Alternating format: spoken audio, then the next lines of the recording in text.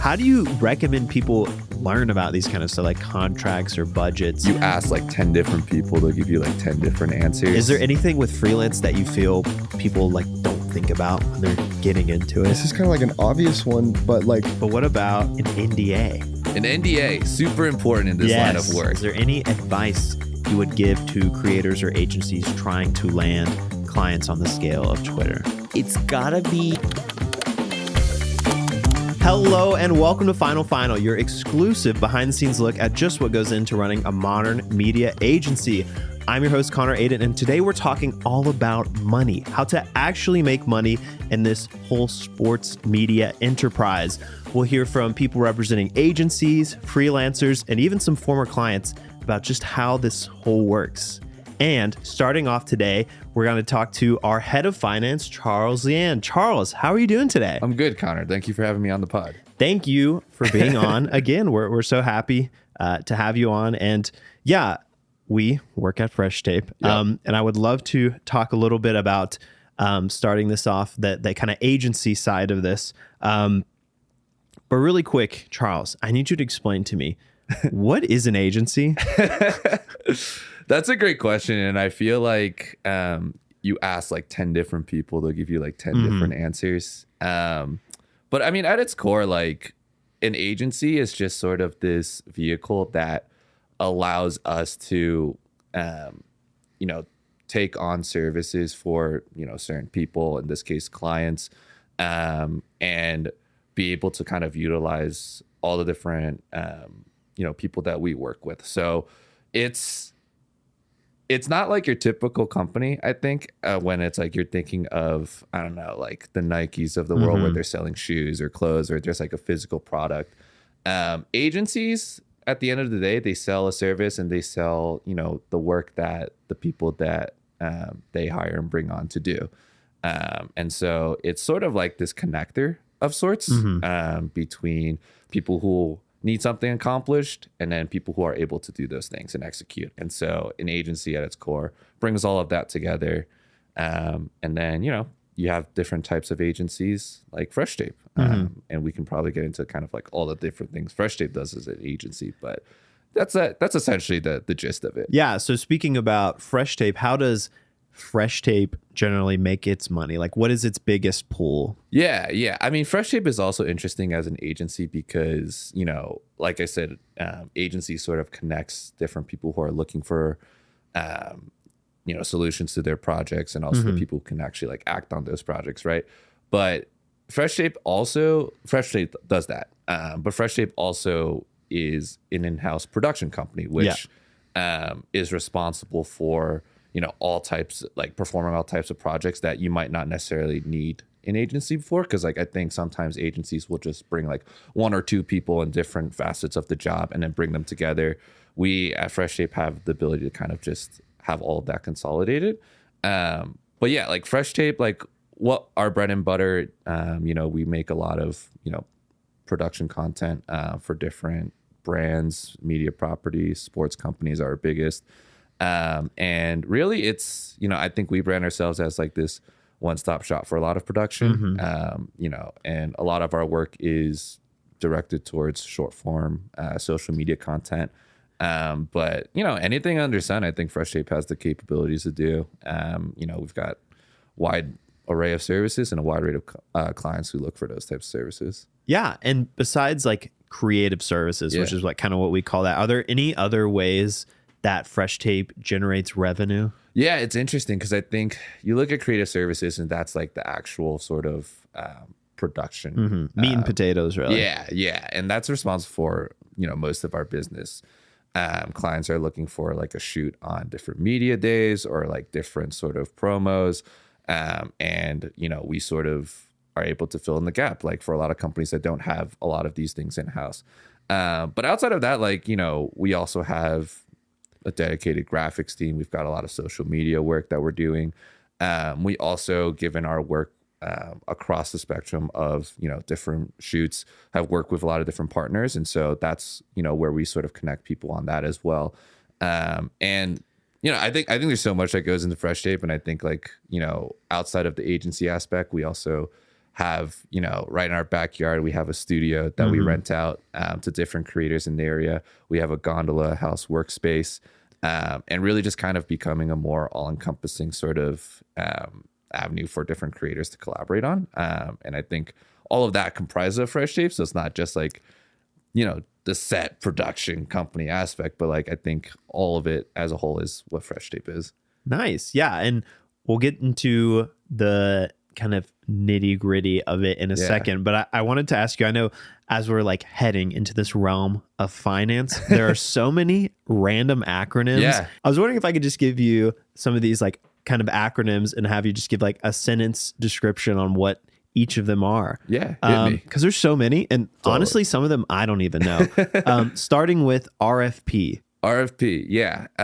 Also commonly known as a request for proposal. I think that's usually the most common ways that clients or large companies are looking for, people to perform work for them. So really it's just like a lengthy document of like, hey, this is what we're looking for. Give us your best ideas, give us your price. And then they'll usually solicit different companies to do that. And then almost sort of becomes like a bidding process, but at its core, it's just like this really long document that, okay, like what's the work going to be about? Nice. But what about an SOW? Yeah. So SOW, if you're lucky enough to win the RFP process, you'll move on to like an SOW process. And SOWs will either stand for statement of work or scope of work. It's interchangeable, depends on who you work with. And that kind of lays out, what the actual agreement between like a client and then a provider is of like, this is what we're going to be doing for you, and all the details that comes into it. Nice. But what about an NDA? An NDA, super important in this line of work. Stands for non-disclosure agreement.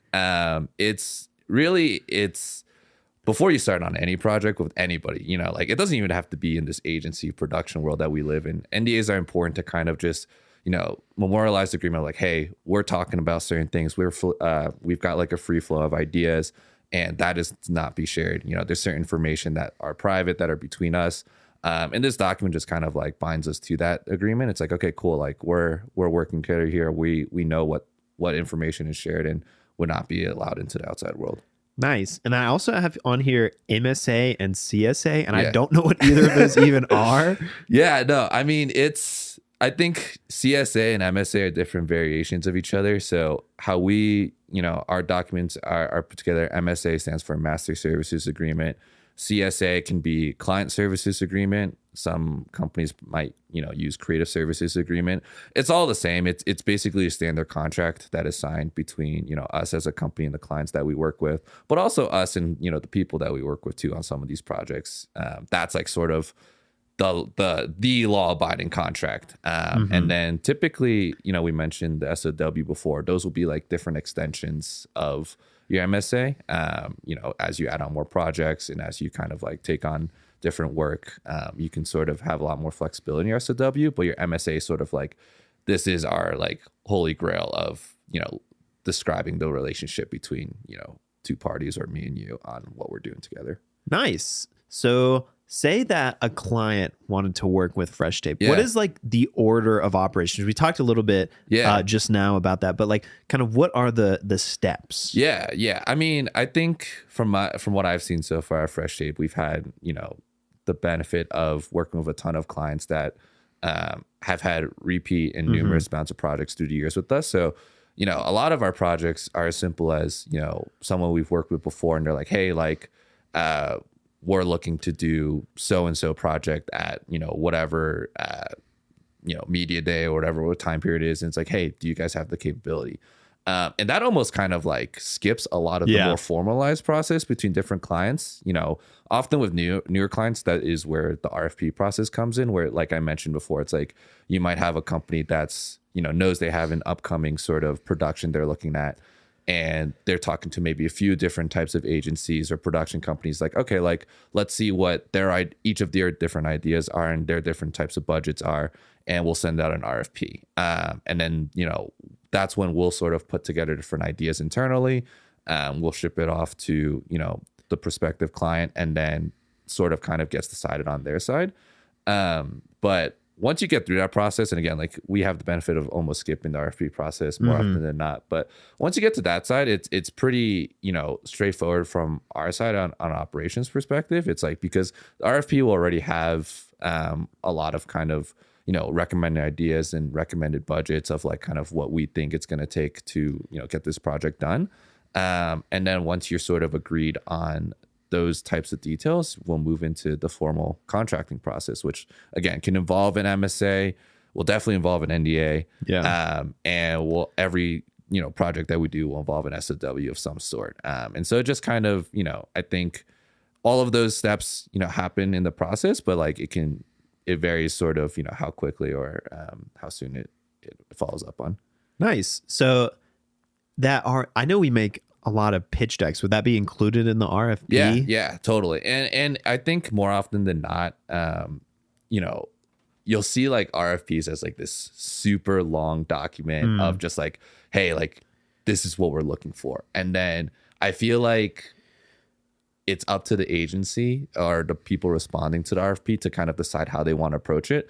I've seen RFP responses where it's like you return a similar lengthy like Word document, with like descriptions of ideas, or you can just send something as simple as like, oh, like we have pitch decks, right? Like where we put together different ideas, we'll put together different budget options. And that can also be sent along. That's all part of the pitch process. And also included as part of the pitch process is the budgeting process too, right? And so like sometimes a response to an RFP can be as simple as just, hey, this is the budget that we're thinking of for this project. This is what, what encompasses pretty much like what we do. And then like, that's often good enough. It really just kind of depends on like what we want to present ourselves as and what we think is going to be most sort of appealing and, most read by like the client. Nice. Yeah. I would love to talk more about budgets because I know, especially for freelancer creators, it can be like the scary part, right? And you don't quite understand what's going on. How does Fresh Tape kind of approach budgets? I know that's like big for you. So it's such an open-ended topic too. And I think often, when you're going to these pitches for these different client projects, I think often it really comes down to like, what are your ideas and what's your budget, right? And, sometimes the client will tell you that they have a budget in mind. Sometimes they won't. Sometimes they don't know what they want. Sometimes they don't know how much they're going to spend. So like the budgeting process is like almost like an art and a science. I think a lot of it comes down to sort of just a lot of like previous work and previous like historical context of like, okay, like we've done like a similar shoot within this sort of like scope. This is what you're kind of looking for. And then like what goes into the budget actually is like, okay, like what's the staff that we're going to need to at least put on this production? Like both, during the pre-production process, actual production process, and the post-production process too. Like sometimes clients are looking for like, okay, like we don't just want to, have the shoot done. We also want to look for editing. We might want to look for graphics. We want to have all these other deliverables outside of just like recording different, different productions. And we take all that into account, and I think that's sort of like what an agency does best is be able to kind of like take your sort of just general idea and concept and turn it into something that's like, okay, here are tangible numbers. Here are moving pieces in terms of like people and equipment and all the other logistics that go into it. That's what falls into the budget. And from experience of like, hey, like this is what we've done, again, like what we've done before for similar clients or similar projects. That's how we'll sort of get, like the ultimate sort of pricing and budget that gets sent to the client. Nice. Do you think there are, from your experience, some things that people often forget to budget for?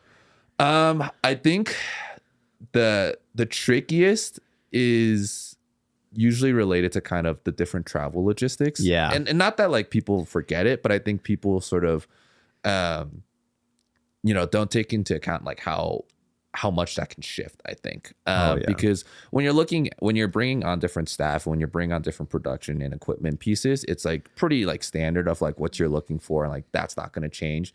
But when you're looking at travel, it's like, sometimes you're almost at the whims of travel companies too, right? Like it's like flights can change any minute, hotels can change. People often kind of forget like, oh, like this might be a busy season for travel. This might not be, like that's kind of like a little bit more of the art form of just like, okay, like we as an agency are often like, okay, what is the best what are the best travel deals we can find in order to keep budgets as low as we can, because that's often that can, spiral really quickly.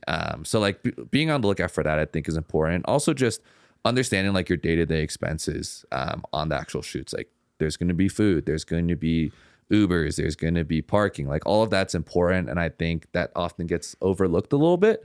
But I think making sure you carve out spaces for that in budget and making sure that clients understand that that's an important part of making sure your staff is well taken care of to be able to produce, I think it's going to be important too. Yeah, I totally agree. Even like I feel like you have to get rental cars and like go to places and like sometimes your crew is bigger than one rental car and you need to do like stuff like just the logistics of travel. I feel and it's different, I think, for every shoot, and you have to sort of understand the intricacies of different shoots in different cities even, right? Like a great example that we run into all the time is like, okay, like a shoot in New York and a shoot in LA is very different, right? LA, lots of space, going to be doing lots of driving, right? You're going to need a rental car. You're going to be doing a ton of mileage. You need to also understand what rental car you're getting, right? If you're lugging a ton of equipment around, you're going to need a larger car. In New York, you're almost never going to need a car, right? It's going to be primarily like relying on like public transportation or Ubers, and you're going to be looking for a lot more local sort of equipment for rentals and all that. But like those are things that I think, you start to, as you work on more budgets, as you work on more shoots, that's something that you start to understand. And I think that's something that clients, especially when they're requesting like different agencies to work on their projects, that's something that I think they want no part of. They're like, that's what they do, like, right, like that's what you're supposed to do as an agency. That's what they trust you to kind of figure out, like you understand the intricacies of the logistics. And it's interesting. It's really fun to kind of look at, because I think when you look at the shoots that we work on in productions, it's all one sort of like operational puzzle. When as you get into the shoot, and then like obviously like that's when the magic happens. But I think looking behind the scenes a little bit is often quite fun. So say the client is down, we the agency are down, we have the budgets approved. Where does this like contract come in, and what are things that are typically in contracts? Because it's so nebulous. I feel it's really important that after like the client's down, we're down, budget's approved, that we get a contract out to the client as soon as possible, because this contract is the binding agreement that like, hey, you want to work with us, we want to work with you, we're going to work on this project together and like figure out like and like start acting on all these different details. And the contracts, like there's some pretty like standard things in there about kind of like, all right, who, what the relationship is, who's going to be like working on this. But the key details for us, it's like almost always going to be like what we find in the budget, almost of like, hey, how much is this total production going to cost? Who's going to be on this production? What are we going to be doing on this production? And also like, what are we promising after? Those are like the deliverables in this case. And those are the things that are super important to kind of iron out and make sure it's in the contract, because that way the client knows what they're getting from us. We know what we're going into with the client. And then there's no sort of like miscommunications of like, oh, like you promised like you were going to spend this much and then you were going to do this, but you didn't do that. Or like we kind of were like, we came with the expectation we're going to work X amount of days on this shoot, and then like things might change, or like, but like the contract sort of eliminates all of that, or tries its best to, and allows you to kind of have one central piece of like, okay, this is the agreement, this is what we're going to work on together. And then like hopefully have a good shoot as a result of that.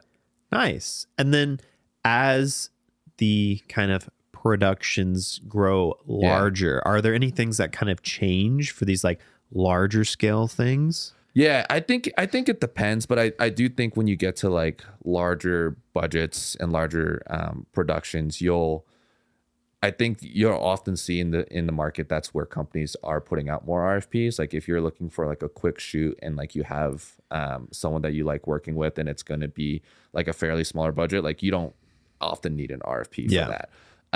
But for something much larger, for something that's going to take a lot more runtime that goes into the production, like we'll find those situations. We'll find ourselves in the RFP situations a lot more often with those. And those bigger budgets will often include larger staff. They'll include maybe like a lot more deliverables than, our typical project for us. You're right. Like it could be lengthier, like in terms of more shoot time. It might be kind of like, oh, like a lot of our productions are coming in like for maybe like a weekend or a few days, and we'll, you know, knock out the shoot and then we'll be on our way. You know, some larger productions might have multiple weekends of shooting, might have multiple weeks. And those are all things that you sort of kind of account for in the budgeting process as a result. And you want to make sure that you have all those logistics down to a T. And I think often with these larger projects, that's kind of where you sort of make a difference in terms of the budget, is just understanding the various moving parts of the logistics and making sure that that's kind of ironed up, because that's going to be like, I think as you get to higher budgets, it's where a lot of clients are going to be looking for more savings on that end. And they're going to be like, okay, like where can we sort of, you know, make this the most efficient shoot as possible? Because you don't want to have a huge budget balloon even more because you're not accounting for certain equipment or travel costs, right?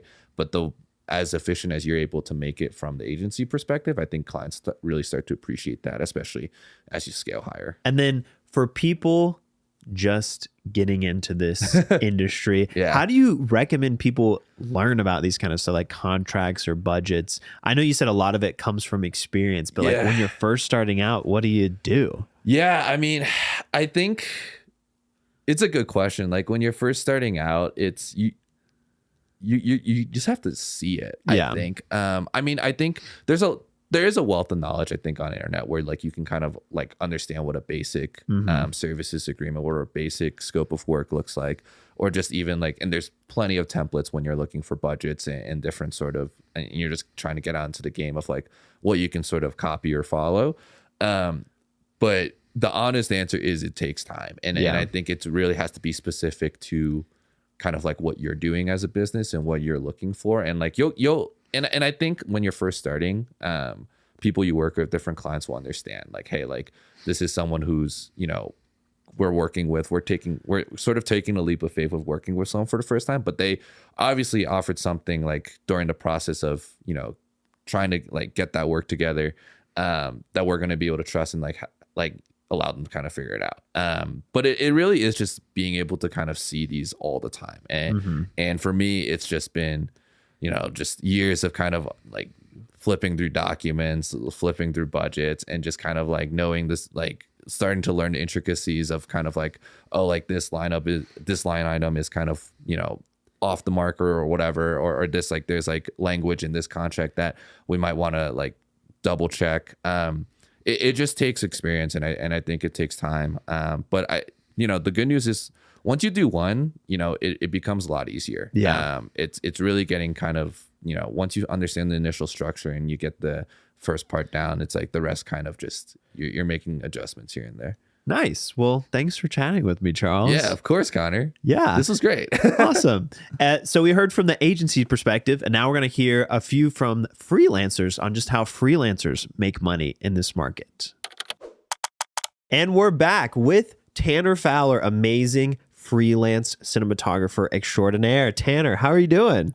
Doing great. Just got back from a little work trip, flew in this morning, and first thing I'm doing today, this podcast. I'm excited. Heck yeah. Well, Tanner, we're talking today about how creators actually make money, because that's a very important part of this whole thing, this whole sports enterprise. And I know you've done a ton of work in this space, but I really wanted to know, because I'm just curious, like, how did you even get into this in the first place? You know, it's actually like a weird story and a little, I feel like similar but different than how a lot of people get into it.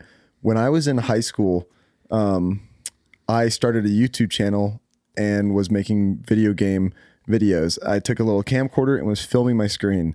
I couldn't afford a capture card or afford to like, you know, properly do it. So I just got a camcorder on a tripod and recorded my screen. And I'd play things like Call of Duty, Grand Theft Auto, Minecraft. I mean, just all kinds of games. And then I would take that back into iMovie on my super old Mac and would like just make little videos out of it. And most of the time they didn't really turn into anything. And then I started this series because I started this series on Grand Theft Auto that was about finding buildings that you can go into. Yeah.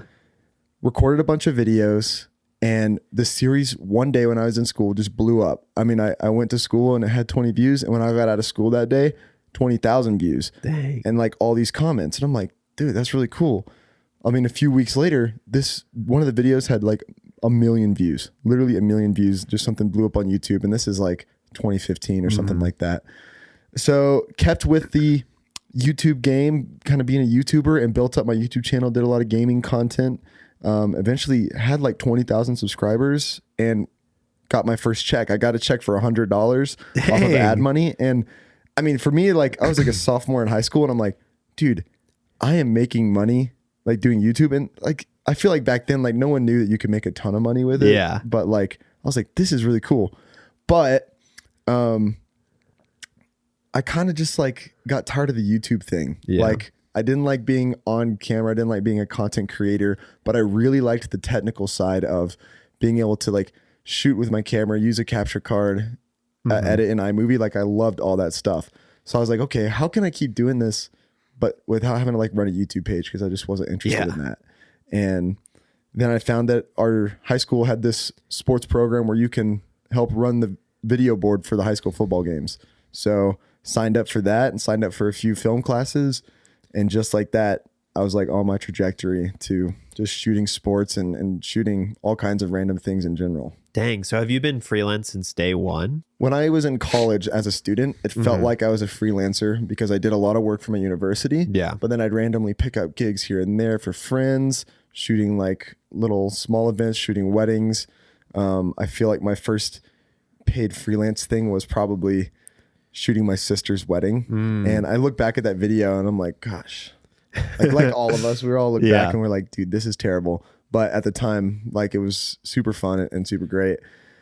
So it felt like I was a freelancer in college for a little bit, but as soon as I graduated, I took a full-time job because I was like, okay, I'm graduating. It's time to like join the real world and go work.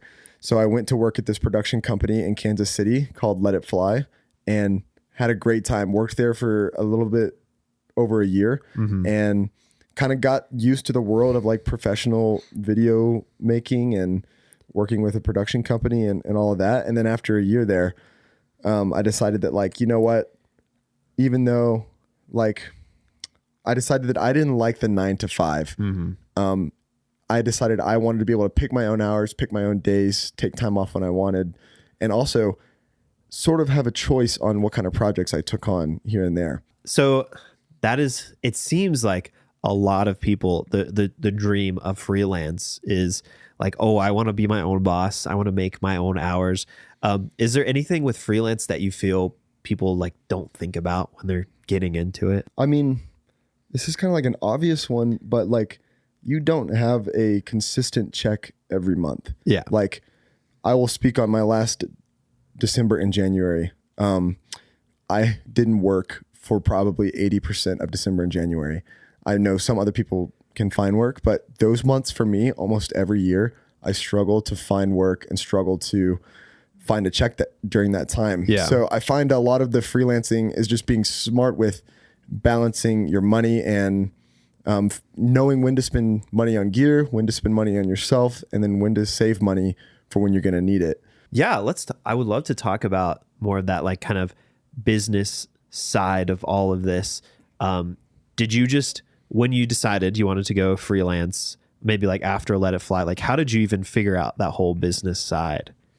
I can speak on how I was convinced to go freelance. Yeah. I had been able to pick up gigs here and there on the weekends when I was working at Let It Fly, pick up small little projects, shoot stuff on my own, had a good time doing that, but it was I never had the time to commit to being a full-time freelancer because I was working at this company and I never knew if I could make the money to do it. And I was worried, like if I quit my job and try this, is it going to work out? And like, what do I do if it doesn't work out?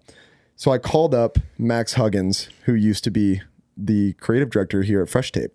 And I asked Max, because he had been a great mentor to me and I loved watching his journey. I said, Max, like, how do I know if I can go freelance? He's like, how much time do you want to spend as a freelancer? I was like, I would love to spend every month being a freelancer. He's like, okay, what's your day rate? What do you charge a day? And I was like, oh, I don't know. Like, let's just say the day rate is $1,000 for a day of work. And Max was like, okay, how much are your bills every month? Okay, let's say that they're like $4,000 a month. Max said, can you find 4 days of work if you commit your whole month to just doing that? If you commit the whole month to just finding work. Can you find 4 days of work to pay your bills? I was like, dude, for sure. Like if I had the time, I'd sit down every Monday, Tuesday, Wednesday and find jobs that month. And that's all it takes is just to sit down and go and look for jobs, whether that's looking on websites, reaching out to people at Fresh Tape, at Let It Fly, reaching out to friends, companies, colleges. Just there's work out there. You just have to like go and find it. And then after you find enough of it, people just start reaching out to you. And then the searching becomes more of like managing your time and am I available for this or do I want to take on this project? Yeah. So speaking on that, do you have kind of like an established networking routine or schedule? Do you like bake that in, or are you at this point now that it's a lot of repeats? Or I would say anytime that work gets slow, and if I have a day and it's during the week, so Monday through Friday, I consider are my work days, but I work pretty much any day. But if I come across a Tuesday and I'm not working at all, I'm going to spend that Tuesday at a coffee shop or at home or wherever, trying to find work or network with people and reaching out and seeing, hey, what can I do this week to add to my schedule? Because there are days when you just want to take a day off and you can have that here and there. But it's important that like if you're having a few days here and there where you're not working, like for me personally, I need to go and like network with people, go grab coffee, reach out and see, check all the websites, check the Facebook groups, see what work is out there. And then if you do that, then suddenly you'll have a month, like February for me, like every day fully booked. Yeah. I'm working on something almost every day, even during the weekends. And like that takes a lot of weight off my shoulders knowing I have work, I can pay the bills. But then you get to March and you had no time during February to kind of network. So now you're kind of like in this weird like up and down balance. And so I spent a lot of my first year as a freelancer figuring out the balance. I work a lot for 2 months and then I do nothing for 2 months. And this year for me was personally about kind of figuring out that balance and having work when you need it and having time off when you really need it. all right, let's take it back a little bit.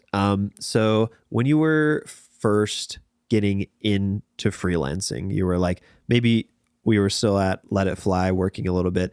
How did you kind of go about securing those kind of first freelance gigs? Was it just like a friend of a friend, or did you know somebody, or was it cold calling? I remember my first kind of like real freelance gig ever was because I was at the national championship and I was editing something at halftime, and Max Huggins passed behind me, and I had never met Max before. Yeah. He passed behind me, he saw my screen, and I had like a good clip that I had shot during the game and I was trying to edit it. And Max passed by and he was like, "That's a really good clip." He's like, "I like that." He's like, "What else do you shoot? Like, what else do you do?" And Max just networked with me for a little bit, and he got my contact, and he was like, "Yeah, maybe I'll hit you up someday." And I never thought anything of it, but Max was a great guy, and kind of went on. And a couple years later, literally a year later, Max hits me up one weekend. He's like, "Hey, are you interested in like coming to shoot this project? Your name pops back up on my phone." And I'm like, "We have this project coming up. Do you want to come work on it?" And the same thing happened again later when I was working at Let It Fly months later. Was Max just hits me up and he's like, "Hey, are you free to work on this project? We worked together before and this one fits your style. Are you available?" And I feel like a lot of times when I personally post stuff on my social media, whether that's like a video that I shot or something that I shot for a company, a few days later, people start hitting me up again because it's almost like you remind people when you post that like, "Hey, I'm out here and I'm still making cool shit." Right. And people see that and they're like, "Oh, well, maybe he could fit on this project we have coming up." And I feel like it's all about timing.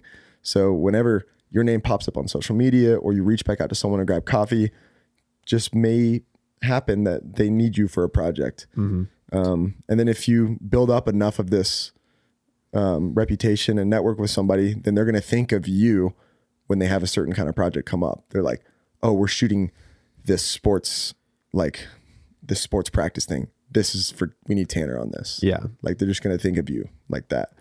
And I think once you build up that network, like that's the way to go about it. Nice. Do you find that a lot of your time is devoted to this kind of like client management kind of stuff? I feel like that is a way that definitely some freelancers do it. Yeah. But like, I don't want to be my own production company. Yeah. I want to be a camera operator. I want to be a cinematographer. I want to work on a project as a team member and not like the overarching. I don't want to do everything. Right. So I feel like most of my clients are production companies or other people, other DPs who need additional help on a project. So it's more just like I'm kind of hanging out with my friends or connecting back with somebody rather than it's like I'm reaching out to a client. You know, I just kind of go reach out to some buddies and like, hey, let's go grab a beer, let's go grab a coffee, and then just kind of chat, see what's going on with them. And then if they have a project, cool, we'll go work on it. If not, it's good to catch up. You know? Speaking on that, are there some kind of things that you feel are unique to freelancing in sports media specifically? I know you do other stuff as well, as opposed to the other stuff. I think like I've started to kind of go into like the commercial filmmaking world and kind of that side of things. And something that's unique about sports, which is good or bad, is you spend a lot of time in sports. There's going to be those 12, 14, 15-hour days that you don't see a lot on commercial film sets or on a lot of other kind of freelance work. And for someone like me, even though I gave up that 9 to 5 because I didn't like that structure, I feel like some days now I work like 6 a.m. to 10 p.m. Yeah. But, you know, I love it. You know, you're working with people you love and you're working on projects that you love. So it doesn't really matter. I mean, sports content is like, it is whatever happens in front of you. There's not a lot of times that you get to set something up or like plan it out. So it's very documentary style, guerrilla filmmaking on the fly. And you can't go back and like redo a shot most of the time. So I think that's a fun little challenge of it, is you're always just on your toes, trying to capture the moment. Totally. Knowing what you do now, would you go back and change anything or give yourself any advice? I've loved how every year for the past few years has been the best year ever. And the year after that, best year ever. This year is going to be the best year ever.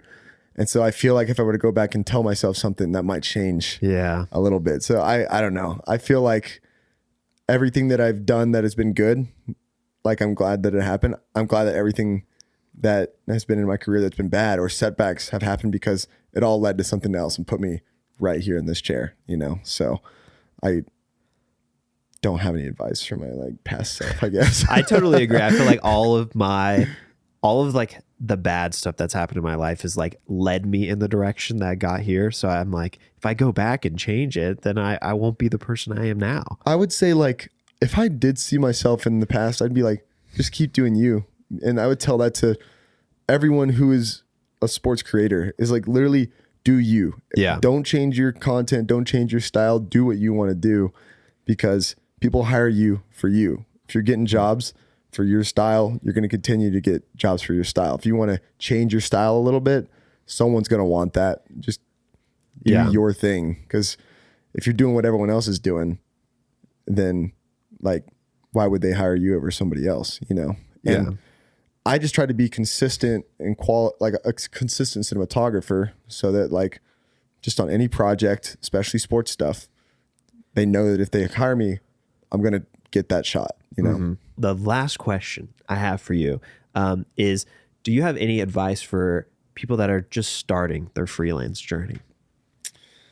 I think when I started, I made my reel, right? And it was like fully sports focused. And I thought that was like the work that I was going to always do, was like always sports, always this, that. So then I start getting to places like Denver, and I start getting to places where I'm having weeks where, okay, there's not that many sports going on during the summer for the stuff that I shoot. And I'm like, what do I do during the summer? And I realized that like when I was sending my reel to companies to go work on commercial projects, to go work on, you know, this or that, I'm like, this is like a sports only reel. Even though I know I can shoot all kinds of other stuff, my reel only shows sports. So why they're going to look at my reel and be like, okay, well, why are we looking at this guy? So last year I made a new reel, and I made it focused on like, this reel showed off work that I wanted to do. It was sports, it was music, it was documentary filmmaking. Like this reel kind of captured everything that I wanted to do. And that's what I showed in the reel, was the stuff that I wanted. Yeah. And now that I have this reel, I only can send it to projects that I want to work on, and it fits that. So I'd say, I remember when I did get my first full-time job, they looked at my reel, which was all sports, and they were like, yeah, this reel is cool, but the reason we're interviewing you is because we saw somewhere down on your website, way down, that you also do student government videos. Yeah. They're like, we know you can shoot sports, but can you shoot other things as well? And we saw that on your website, that you had this diversified portfolio. And we were like, okay, we want to hire you because we know you can shoot sports, but we know you can do other stuff too. Yeah. So I think diversifying yourself in the type of content you shoot is important. Not just, you don't have to diversify yourself as, oh, I also am a photographer. I also do motion graphics. I stick to just shooting and just editing. That's what I focus on. And I diversify the type of stuff that I can shoot and the type of things that I can edit. Nice. Yeah. Well, Tanner, thank you so much for coming on. Thanks for having me. And rounding out our list today, we have Fresh Tape's new general manager, David Herman. David, we're talking today about how to make money in sports media. And I wanted to really talk to you because you have a wealth of knowledge, not only because of who you are, but because of where you used to work. You were, I think, Fresh Tape's first client at Twitter. Yeah, so I'd love to talk to you. One of the first. I don't remember if we were... Our team was the first, but we were close if we weren't. That's for sure. Nice. Can you tell me and the audience kind of what you did at Twitter? Yeah, I was part of what we called our sports partnerships team at Twitter. And we were responsible for negotiating our contractual agreements with our sports brand properties, leagues, teams, networks, you name it, making cool things happen on the timeline for users to see and engage with through sports. Nice. Do you remember what your first project at Twitter was? My first project at Twitter for me. Wow, that's a great question. I think my first project in early 2016 or late 2015 was cataloging the entire sort of account base of college sports on Twitter, figuring out what team accounts were active, what weren't, looking through all the Power 5 divisions, all of the different sort of schools and teams. And I remember vividly looking at Alabama softball, like the softball sort of ecosystem, and being blown away by how engaged softball accounts were and like how much their users were like, engagement rates were through the roof, but small community, obviously, but very active and engaged. I think that was my first project. Nice. Do you remember what the first thing that you partnered with Fresh Tape was on? It's gotta be something, I think it was probably around college football playoff is my guess. We did a lot around some of the early media days of college football playoffs, but I don't remember the exact first project, but my guess is a college football playoff activation. Nice. And from a brand perspective, what would usually prompt you to go look for an agency? I think, look, using Fresh Tape was the first time we had really used an agency. Like, my team didn't do a lot of external creative work. We had a marketing team at Twitter who usually handled that. But when our work crossed over and it was encroaching on, okay, you know, our sports partners are involved in what this creation of content looks like, we needed an agency and someone who understood sports and understood our clients and had worked with our clients and our partners before. And that's where Jared and Fresh Tape really came in, of that core knowledge of sports, social media, the ecosystem of how it all, you know, was put together. So for us, it was the first that we used an external agency, but it was also an obvious choice given what we really needed and that true connection with sports, partnerships, social media, and all of a sort of our intertwined world in that capacity. But as the years went on, we did, you know, we explored with different agencies, we used different folks, and our marketing team at Twitter obviously had a number of larger agencies that they used for bigger sort of holistic, River driving in here, some bigger projects and bigger activations. But whenever there was something sports, we typically had Fresh Tape involved. Nice. And that was what I was going to ask you. When you were starting to look at agencies, what were you looking for? What was impressing you? What were you hoping to find? A lot of our work at the beginning, like content wasn't for us and we weren't promoting Twitter, right? It was largely helping our partners create great content for Twitter. But it's not like Twitter was the client here. We were the client with the addition of our partner, the main client. And so the content was often being put out from their channels, also our Twitter sports handle, but that was secondary. Like the primary was, how are we doing things for our partners and with our partners? So what were we looking for? We were obviously looking for great quality, but we were also looking for creative ideas. I think at the time, this was probably, 2019, a lot of 2017, 18, 19, a lot of really interesting work. Social media was it's different than it is today. It's like you needed to be creative, you need to stand out. There wasn't, TikTok wasn't in the picture yet. There wasn't a lot of that short form elements. Vine was already gone. And so there's this void to fill of really engaging content. And how do you do that for a platform like Twitter? And we were looking for people who had creative ideas, who could execute quickly. We often didn't know about our budgets until 3 weeks before. And so executing quickly, coming up with ideas quickly and moving fast was critical. And from your perspective back then, what made a pitch from an agency successful? I think, a really well put together deck in conjunction with really understandable and digestible ideas, things that you could relate to or understand just by seeing right on the screen. You didn't need a ton of explanation. Like, we didn't have time to sit around and try and figure out, well, what is that? What is that? Like, with 3 weeks to go to an event, we just got to move. And so we looked at the pitch as really important, but then also someone who would collaborate with us and the partner, as us, who was sometimes funding those, but content that was being sort of approved by a different party and different entity. There was a lot of sort of nuance and sort of, dynamics to navigate. So we needed someone who was able to, and able to handle those different personalities, those different partnership sort of angles, and also just someone who was happy to be sort of in the weeds and making it all happen. Nice. And in this kind of day and age, how do you feel like freelancers or even agencies can stand out amongst all this competition? Because there's so much more people have entered the space. Yeah, look, there is a ton of competition, obviously. There's a lot of people, individual creators, agencies doing amazing things. But I think what stands out, at least for me, was the quality of the work, and also trying new things, looking different. I remember one year with a partner, we did an activation where we just had a camera angle that we hadn't really seen before, a super slow motion track angle in. And, for us, it was content you didn't see on Twitter very often. And it looked and felt different. So I think it's just looking and feeling different, standing out, being creative when you can. But it's a busy space. There's no question about it. And I think relationships are what drive a lot of the business in this world. And so having those key relationships or developing those relationships is key as well. Nice. And since you've been in this space for so long, how have you seen this whole landscape start to shift and evolve? Yeah, look, I think a lot has gone, 5-6 years ago.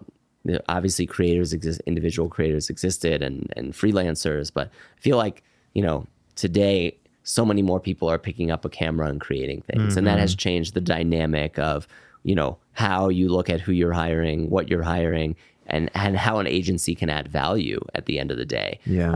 And be that sort of that organizer of the activation, even if they're still using freelancers or whatever else they're doing.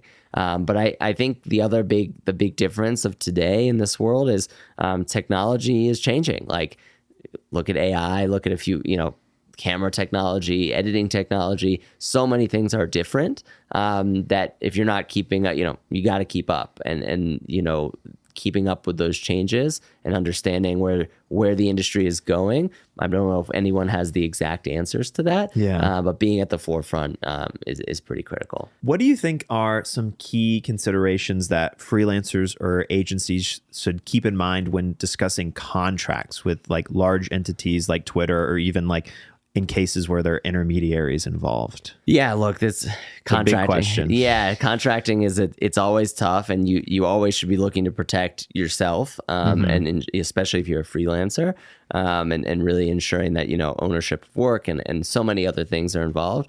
But at the end of the day, the big companies are largely going to have their ways and their standard contracts that are just going to be the way of the land, right? Yeah. And so it's identifying and really being familiar with what to look out for in a contract, what matters, what doesn't, keeping an eye out for those few key things: insurance, indemnification, like all of the little things that are really big things at the end of the day. But a lot of contracts are going to be boilerplate, especially as more and more work gets done. And I think that's also where an agency can come in a big way, even when working with freelancers as part of projects, and taking some of the load off that contracting work and legal work that, a company would have to do with 15 individual people, freelancers, instead of one agency. And so I think there's a lot, there are a lot of efficiencies that one can have with using an agency, but at the same time, you want to get the right talent and the right folks creating the content. And that's oftentimes, maybe most of the time, going to include freelancers in some way, shape, or form. And are there any specific skills you would consider like superpowers to landing a client? We used to talk about something at Twitter, and it was, white glove service. Like, we are going to care more about the partner. We're going to be their best partner, and we're going to give them the service that they expect. And I think if you take that mentality in and you really are the best partner to your partners, you're going to get business. And that's not trying to like woo people. That's just doing right by the work and by the relationship. And so I think that's something that's important to me and should be important to everyone in this business. Nice. And then last question, is there any advice you would give to creators or agencies trying to land clients on the scale of Twitter? Look, I think, again, oftentimes it just takes one thing, and it takes, one conversation, one relationship, one spur of the moment project. But you got to be opportunistic, and when those opportunities come up, make the most of it. But also work really hard to pitch and get in front of the right people. Big companies have so many different departments. There's so many different lines of business. Yeah. There's so many different ways you can do business with different people. You could do business in one side of Twitter and the other would never even know about it, or another team would never even know about it. So it's largely about, finding a way in, just like networking for a job in some ways, right? Like you maximize your chances by the more people you chat with, and the more people you connect with and network with. I think it's the same thing in winning business, if not just on steroids a little bit. Well, David, thank you so much for talking to me. Yeah, of course. Thanks for having me, Connor. Appreciate it. Great. And that brings us to creator shoutouts, where each week we shout out creators who have really been inspiring us lately. David, is there a creator you'd like to shout out today? Yeah, look, there's a lot of great work happening right now. NFL postseason, a lot happening. The Chiefs have had an amazing sort of social media presence for a long time. A gentleman named Nick Gougas, who's doing a lot of graphics for the Chiefs right now, has been amazing. And some of the stuff they're putting out and he's putting out in sort of this playoff run they've had, given all the madness with the team, with Taylor, with this, with that, it's been pretty fun to watch. And they stand out to me right now. It's just really cool content that's on the timeline. They have been crushing it lately. Awesome. Yeah, really good. And I would love to shout out Matt Tornquist. I hope I'm pronouncing that right. Matt's a guy we've worked with before. He was at LSU for a long time, and he recently announced that he's going freelance. So just wanted to give him a little shout out for that. He's just created some awesome work, both like on the sidelines as a shooter editor role. He's also done these amazing kind of like jersey swap, like VFX kind of stuff before. And yeah, I'm looking forward to seeing his freelance journey going from here. Yeah, he's a great guy. Know him well. You do? Oh yeah, we used to work with him a ton at his LSU days, and he was on some shoots in various formats. So Matt's a great guy. Awesome. And if you would like a chance to be featured on the show, just drop your Gondola links below. With that being said, David, thank you for joining us today. Thanks, Connor. And as we say at the end of every episode, keep it classy. Keep it classy.